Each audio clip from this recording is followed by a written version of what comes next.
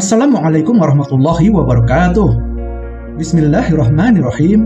Alhamdulillahirrabbilalamin. Wassalatu wassalamu ala nabiyya Muhammadin wa ala alihi wa sahbihi ajma'in, amma ba'd. Ikhwani fillah rahimakumullah. Semoga sobat dalam keadaan sehat walafiat dan dalam lindungan Allah Azza wa Jalla. Kita berjumpa lagi dalam video kisah mu'alaf.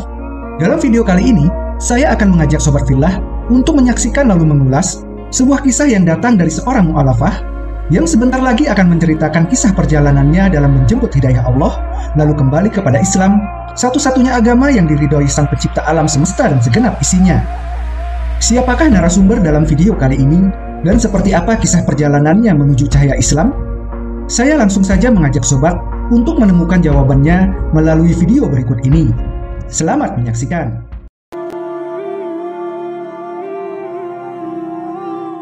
Allah Subhanahu wa Ta'ala memberikan hidayah Islam kepada umat manusia dengan cara bermacam-macam. Seperti halnya dengan kisah Anastasia Pasichnaya, mualaf cantik asal Ukraina.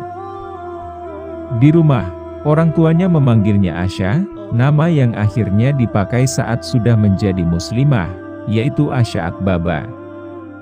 Wanita ini memeluk agama Islam saat usia 25 tahun. Kehidupan Asya dalam hal spiritual awalnya sangat berlika-liku. Namun akhirnya hidayah Islam menyapa wanita cantik ini dan mantap menjalankan kehidupan sebagai seorang muslimah. Perjalanannya dari Anastasia ke Asya sangat menarik sekaligus penuh gejolak. Orang tuanya terlahir sebagai seorang non-muslim, tapi dia tidak mendapat pendidikan agama karena ayahnya adalah seorang perwira militer. Di bawah rezim Soviet, prajurit dan keluarganya dilarang keras mengikuti agama apapun. Setelah Uni Soviet bubar pada 1991, Asya dan keluarganya menetap di Ukraina.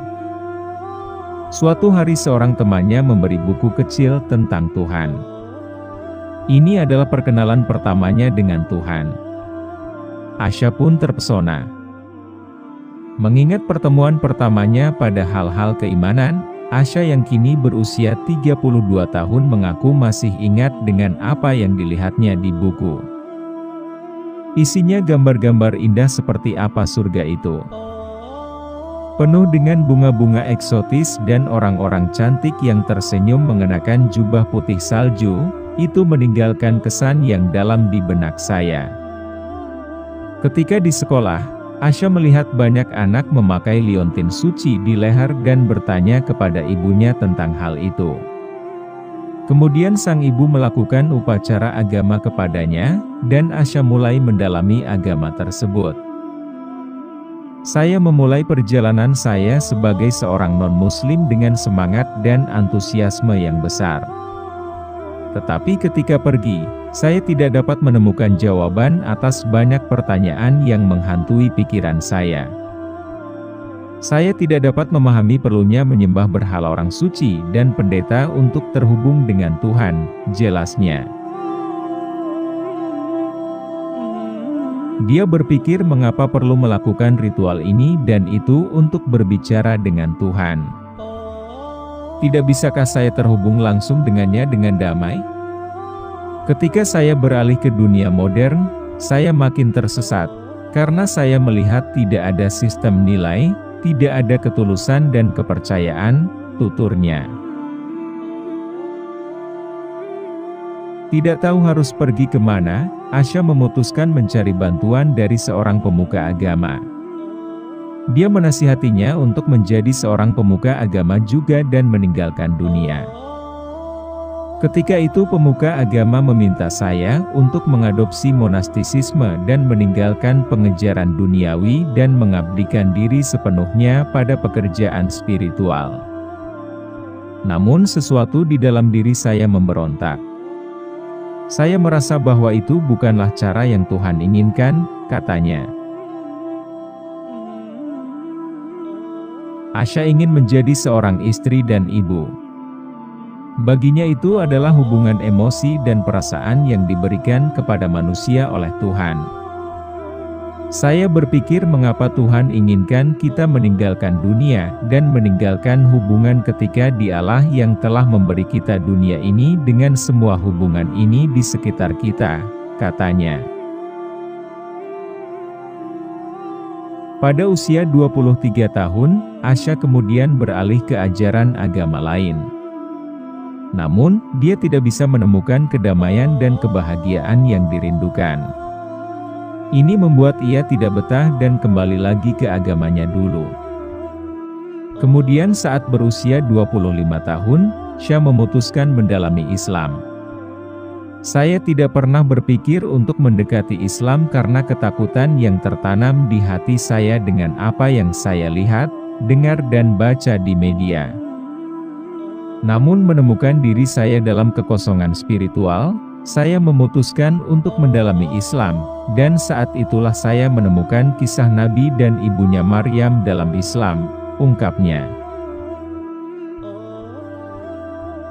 Asya bertanya-tanya pada dirinya sendiri, mengapa cerita ini memiliki karakter yang mirip dengan yang dia baca dalam kitab agamanya dulu. Hal itu juga yang membuatnya terpikat dan akhirnya mulai membaca tentang Islam. Saya tidak percaya bagaimana satu persatu semua pertanyaan saya terjawab, karena saya terus membaca lebih banyak tentang Islam, ungkap Asya. Setelah 4 bulan mencari tahu, dia menjadi yakin bahwa Islam adalah panggilannya dan mencoba terhubung dengan seorang Muslim untuk diajak bicara. Teman saya bercerita tentang seorang gadis lain yang telah masuk Islam dan menyarankan saya untuk berhubungan dengannya. Saya coba mengirim pesan kepadanya di media sosial, tetapi tidak menerima tanggapan apapun selama seminggu, ucapnya. Suatu malam Asya menangis kepada Tuhan dan berkata bahwa dia lelah, sedih, dan kecewa.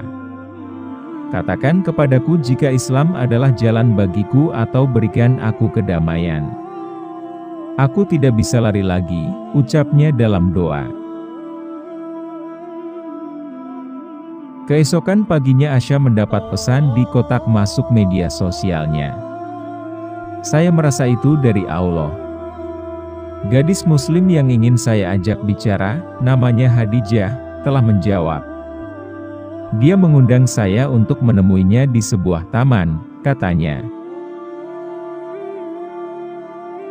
Asya mengatakan ketika dia melihat Hadijah tampak seperti bidadari dengan hijab dan baju abaya.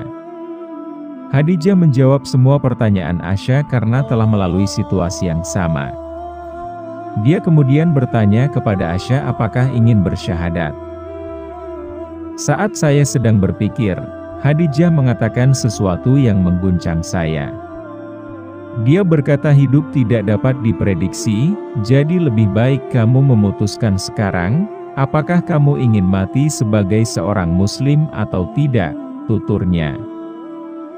Saat itu dalam hati Asya berkata bahwa dirinya masuk ke lingkungan Islam dan mati sebagai Muslim. Kami kemudian pergi ke sebuah masjid di Kiev, Ukraina, di mana saya bersyahadat. Saya akhirnya merasa puas, bahagia, dan damai sepenuhnya.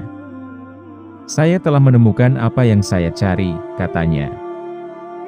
Asya telah belajar bagaimana membaca Al-Quran, memahami bahasa Arab, dan menyempurnakan doanya. Meski orang tua dan saudara kandungnya masih non-Muslim, Asya mengatakan mereka masih mencintai dan menghormati pilihannya. Ibu saya yang tadinya menentang hijab, sekarang belanja hijab warna-warni untuk saya karena dia tahu saya suka, kata Asya. Setelah memeluk Islam, Asya menarik investasi sebesar $40.000 Amerika. Dia mendirikan platform pendidikan dan jejaring untuk perwakilan Islam.